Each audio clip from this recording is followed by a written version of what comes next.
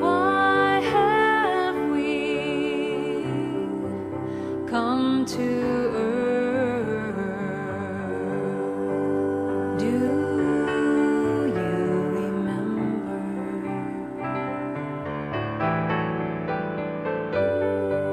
Why have we taken birth? Do you remember?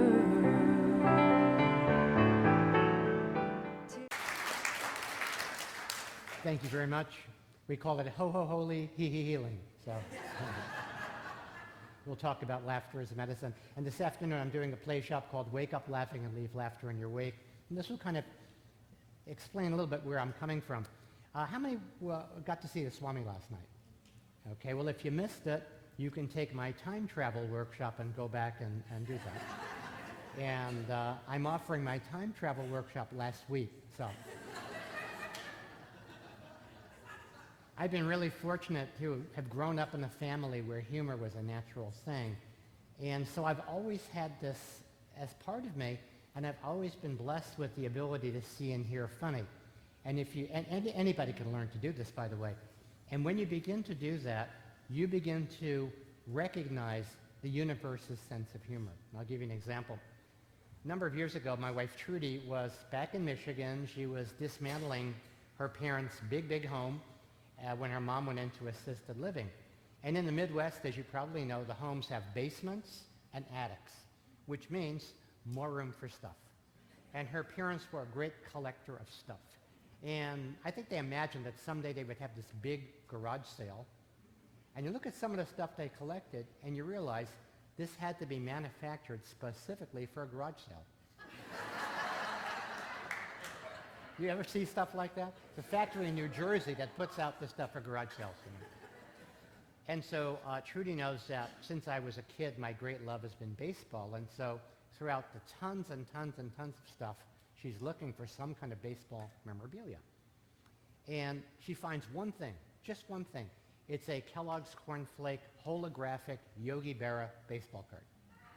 When you turn it this way, you see his face. Turn it this way, he's batting and so on. I have the card. It's a great gift. I'm looking at it. I'm doing this. And I'm saying, Trudy, you know, of all of the tens of thousands of different baseball cards that have been produced over all of the years, you find me a shape-shifting yogi.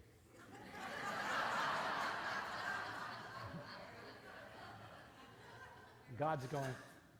Yeah. But this is more about the healing power of humor. Now, the word healing means restoring wholeness, original meaning of that.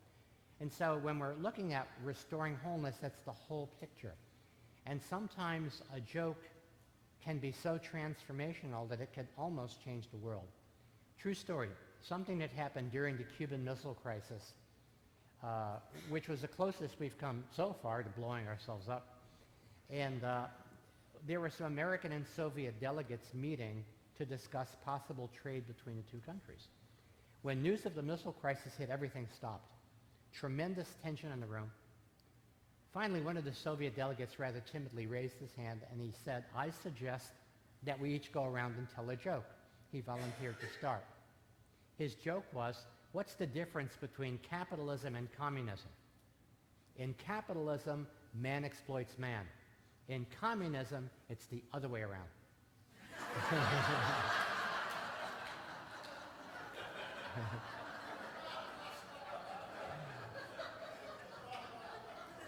That was a healing joke because it restored wholeness. Everybody burst out laughing, and what it did is it busted the trance of separation, of this ism versus that ism, and acknowledged the one heart that we all have between us, and they were able to continue their business. So I heard that story when I was a kid, and I've always held that as a high value of humor. So today we're going to talk about 4 healing qualities of humor. The first is that humor, comedy, laughter reminds us that we're bigger than our problem. Before I was doing this, I was living in Ann Arbor, Michigan. I was a freelance writer, and I took a workshop, and it was so inspiring because the challenge of this workshop was, what is it that you really want to do and how long are you going to wait to do it? And from that workshop, I made a declaration I was going to do comedy as a full-time career. And I'd been working as a freelance writer. The universe was so incredibly cooperative that all my writing jobs dried up instantly.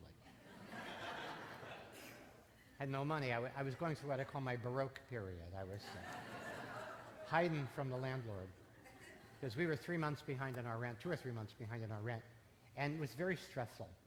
And as a spiritual practice at that time, Trudy and I were reading every morning from A Course in Miracles. Perhaps you're familiar with that. And one morning, the lesson was, you're not upset for the reason you think. Boy, that one really ticked me off. I knew why I was upset. We had no money. We were behind in our rent. Just as we, another sense of humor of the universe, just as we get done with this reading, the telephone rings. And Trudy gets the phone. She says, Steve, it's the landlord. What should I tell him? I said, how about you're not upset for the reason you think?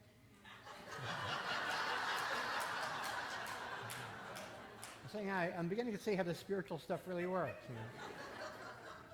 You know, in a way, the laughter created the energy to put us above the line and see that we were bigger than that condition. A number of years ago, one of my favorite uncles was in the hospital. He was having trouble, and he was not well, and they weren't telling him anything, and he was very depressed. And I called him up on the phone. I had no idea what I was going to say. But if you invoke the spirit of humor, farce fields will show up, and the joke will magically appear. So as soon as he answered the phone, I remembered this story. It was about a man who needed a very, very serious operation. He went to the finest surgeon in the country. Operation successful. Surgeon presents him with the bill. He says, I'm sorry, I can't pay that. The surgeon says, what about your health insurance? He says, who has that? Well, the surgeon is starting to get a little upset. He said, okay, look, pay me whatever you can. The guy said, I have no money at all. I can't pay you anything. Well, now the surgeon's very upset. He says, if you knew you couldn't pay, why did you come to the finest surgeon in the country? The guy says, because when it comes to my health, money is no object.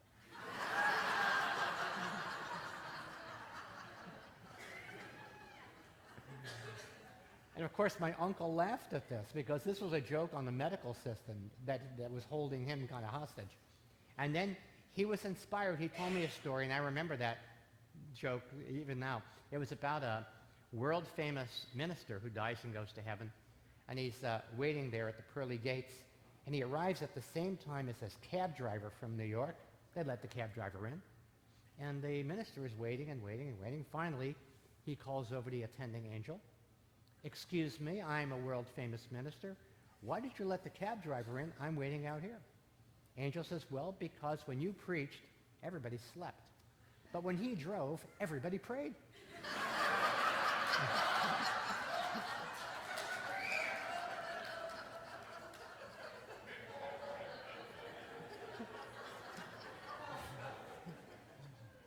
And we went back and forth, my uncle and I, 20 minutes telling jokes.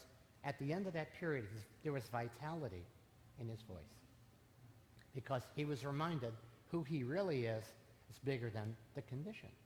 Even in the most dire of human circumstance, then maybe especially, if you're able to use humor, you create a separation between the condition and yourself. You protect yourself. And in his book, Man's Search for Meaning, Viktor Frankl talks about being in a Nazi death camp during World War II. He and a fellow inmate made a pact. Every day, they would find something to laugh about. Because if they were able to laugh, there was part of them that could not be captured. It's kind of like that old Far Side cartoon. I'm sure you've seen it. It's a hell scene with all these devils and fire and brimstone. And there's one guy, he's whistling a happy tune, wheeling a wheelbarrow, and one devil is saying to the other, you know, I don't think we're getting through to that guy. So in this particular situation, if you're able to keep humor, you had your spiritual freedom. And to give you an idea of the leverage, or maybe the word is leverage, that provided, one of the jokes that actually circulated among the inmates in the camps. Two Jewish guys decide they are going to assassinate Hitler. They know Hitler's motorcade passes a certain intersection every day at 11 in the morning, and they're waiting for him. He doesn't show up. 11:15, 11:30, when he's not there by 11:45, One of the assassins turns to the other and says, "Gee, I hope nothing's happened to him."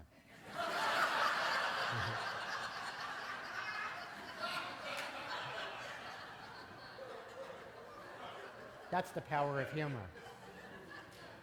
To remind us that we're bigger than the conditions that we face. Second quality is that defenseless laughter creates defenselessness.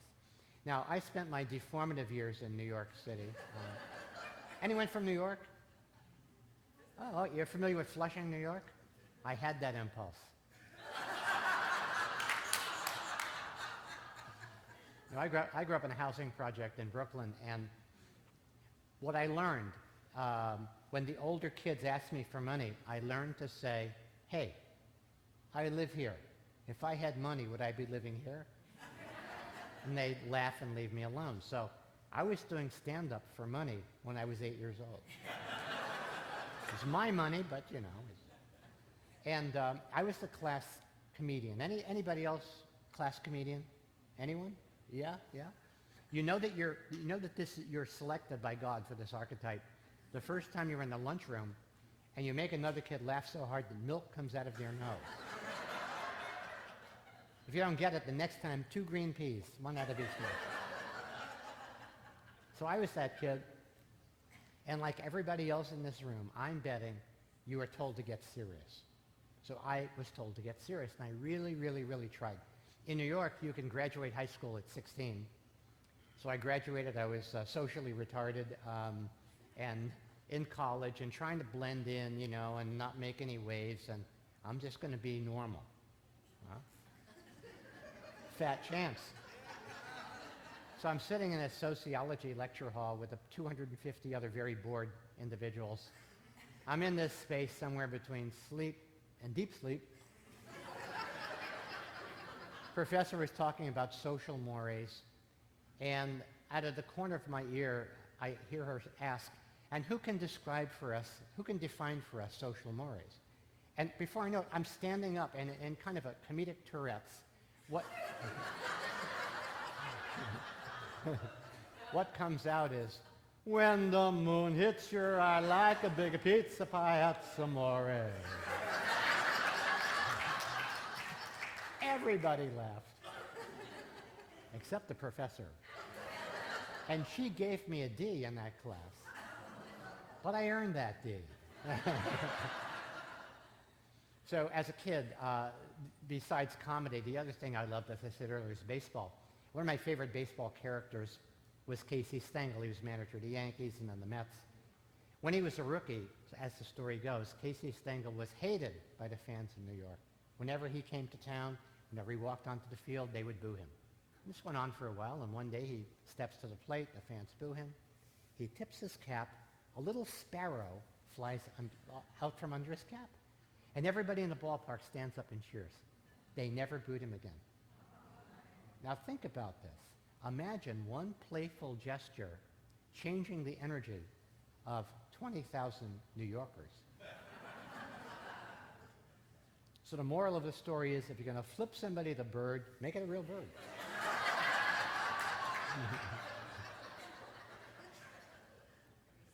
Defenseless humor creates defenselessness. I'm so privileged to be at many, many interesting events, and I swear to you this is true. I did a presentation at a conference called the Holistic Lawyers Conference. 250 holistic lawyers, law as a healing profession. It was really quite cool.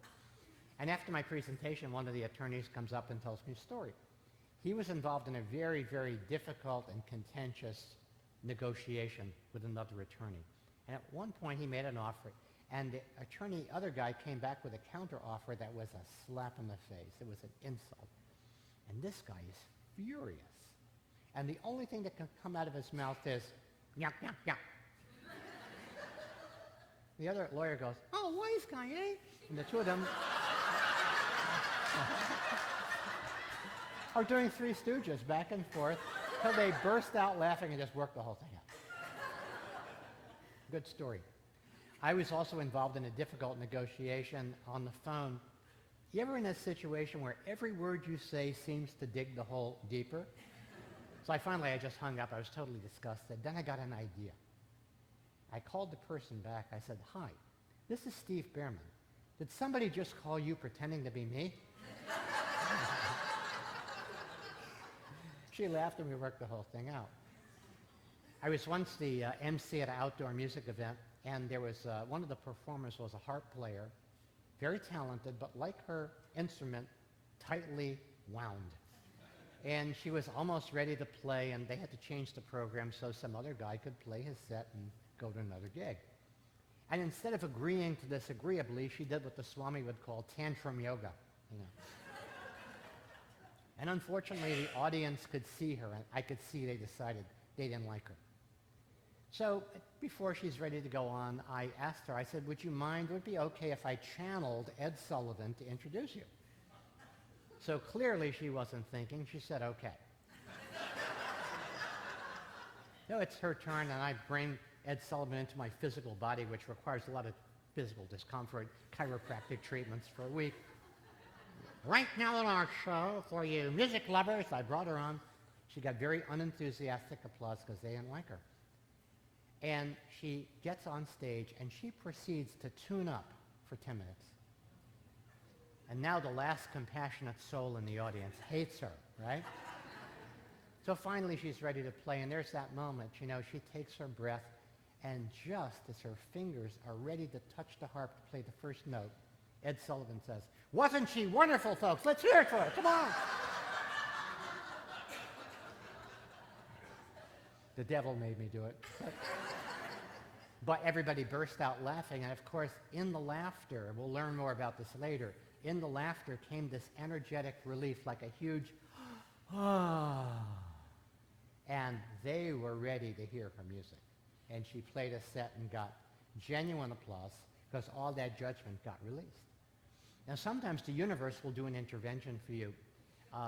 Back years ago, when I was a long-haired hippie, of course, now I'm longing for hair. It's different. Trudy says, every day she says, "I'm going to let my hair down." And I'm going, my hair lets me down every day. But anyway, long-haired hippie, a friend and I were traveling cross country, and we stopped in Denver to get something to eat. They wouldn't serve us. And we're sitting there, and finally the waitress says, "Well, I'm happy to serve you, but the manager says no." And my friend and I were really, really angry. We were so angry that there was a construction site across the way from this restaurant. When it closed, we were going to throw a brick through the window. We were so angry. So we were about half hour from closing time. We had to kill some time. We went to get gas. Gas station guy takes a look at us, and he says, "Get out of here. We don't serve no Homo sapiens here." Obviously not. Yeah. And my friend and I look at each other. We burst out laughing, and that was the end of any idea of doing damage to that place. You know, as we used to say in Texas, "Yeah, too stupid to live," you know, so. So the universe intervened on our behalf, saved us from a night in jail or whatever. So defenseless humor creates defenselessness. The third quality is that humor allows us to deal with challenging situations, the shadow side of life. Story, you'll understand the story when I tell you. There was a Swami, a rabbi, and a hedge fund manager. Traveling through the Midwest, they needed to stop for the night.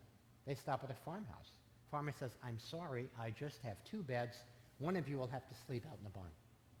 Swami says, "Well, I am a humble man of God." Off he goes to sleep in the barn. But 5 minutes later, he's back. Knock on the door. It's the Swami. He says, "I cannot sleep out there. There's a cow. Cows are sacred. I cannot sleep near a sacred cow." Rabbi says, "I have no problem with cows," and off he goes. But 5 minutes later, there's a knock on the door. Rabbi says, "There's a pig. Pigs aren't kosher. I can't sleep near a pig."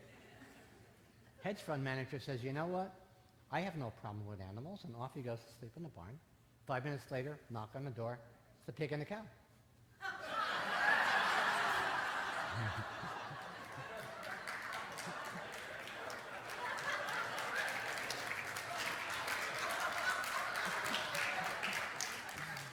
See, you're laughing because that's not funny.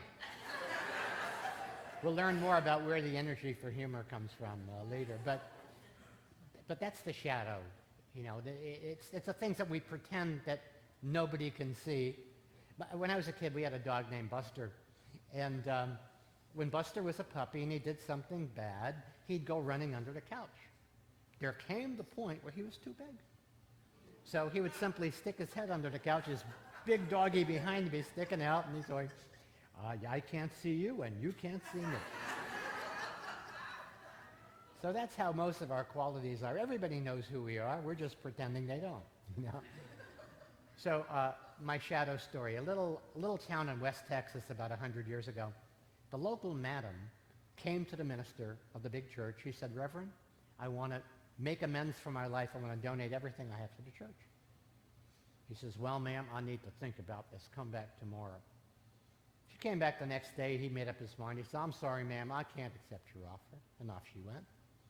And one of the townspeople says, Reverend, we need a new building. Why did you turn down her generous offer? He says, because her money is tainted money. And the guy says, what do you mean her money? It's our money.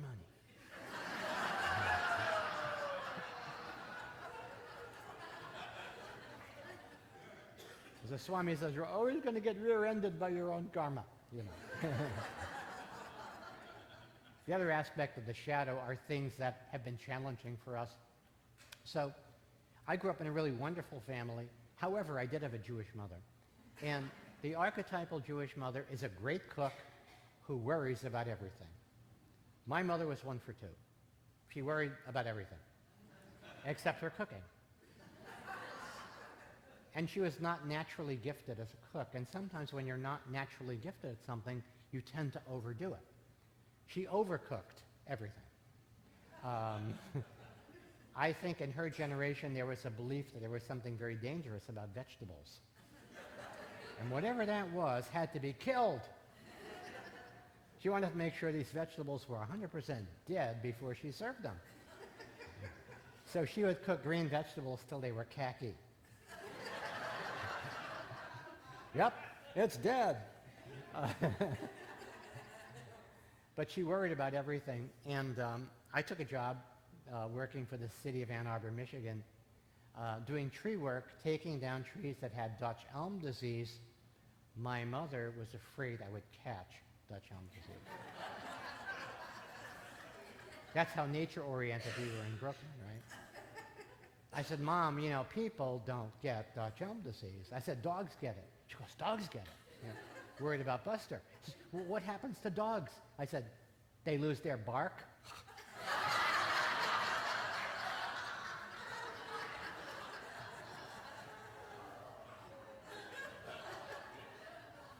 Thank you for laughing. You're helping heal my childhood. So I've always loved Jewish mother stories. My favorite is about this young man who becomes very wealthy, very successful, traveling around the world, and he loves his mother. He wants to get her something really unique and extraordinary.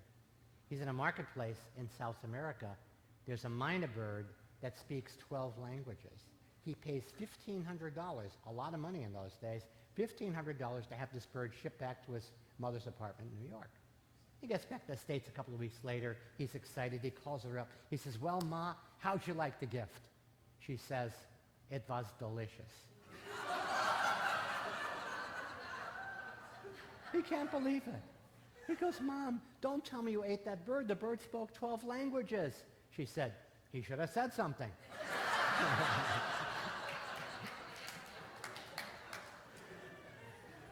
Thank you for laughing. I feel here. So humor helps us deal with the shadow side. We'll be talking more about that later.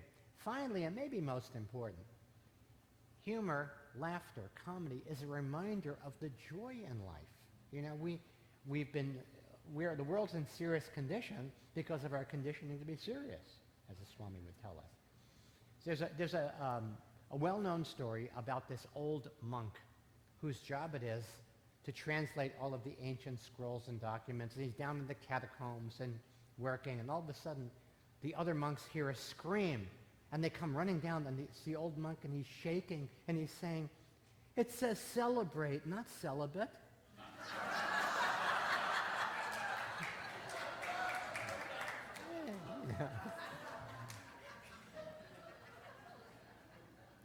And I love the idea of playfully celebrating our differences because that's what makes the world fun. I like the representation of heaven and hell as it would apply to the countries in Europe. In heaven, the police are English. The mechanics are German. The cooks are French. The lovers are Italian. And it's all run by the Swiss.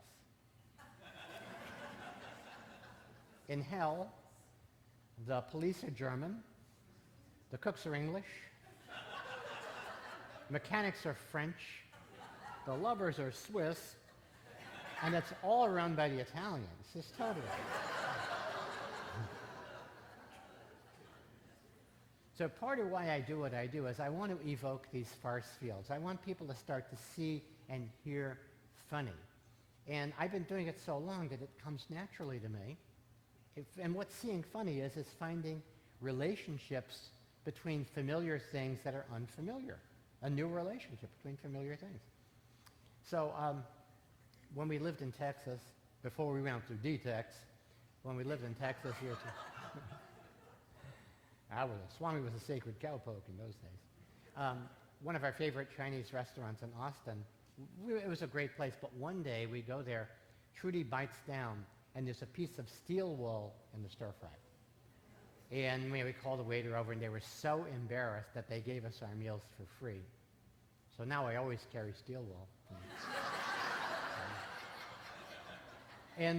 But it was kind of uncomfortable because they were so embarrassed. And finally, they bring over the fortune cookies, and I motion to the waiter. He's going, "Oh my God, now what?" I said, "Excuse me, there's a piece of paper in my cookie."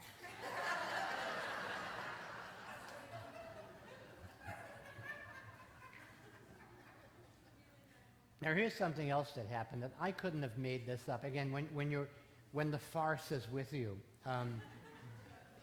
these things happen. I was doing a program as a Swami for this HMO in California. It was something called the Physician Wellness Program, and what an oxymoron that was, because very unwell-looking physicians, paradoxical. And because they were all stressed out and all that. And I'm looking at these people, and I would say that at least 75% of these doctors were from third world countries. So I'm doing the Swami for them, and it's working okay. But the universe had a better idea. I'm in the middle of my presentation. All of a sudden, I'm interrupted by the PA, and we hear, "Your attention, please. Your attention, please. Will the owner of a white Explorer, license number BK3450, please move your vehicle? You're blocking traffic." And the Swami looks up at the PA, looks at these third world people. He says, "You know, I've always thought that most of the problems in this world have been caused by white explorers."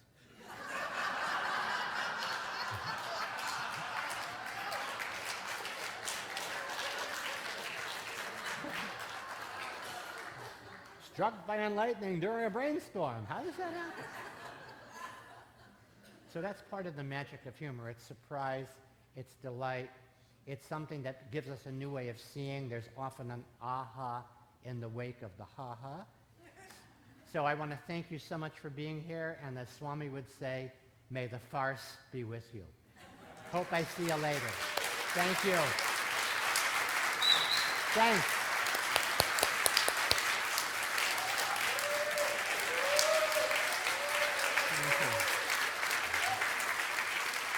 Thank you.